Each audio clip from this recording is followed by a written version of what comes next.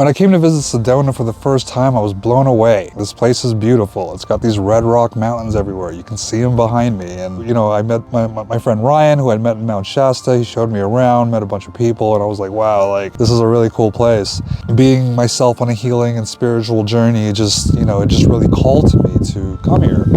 And so I was only here for 4 days, and the day before I left, I picked up Ryan for lunch. And he gets in my car and pretty much tells me that there's a dude living with him that literally had just moved out right before I picked him up. I was like, oh, that's interesting. And the next day I go home, back to Texas, and all I could think about is, man, I gotta go back. I gotta go back to Sedona. That's all that was going on in my head.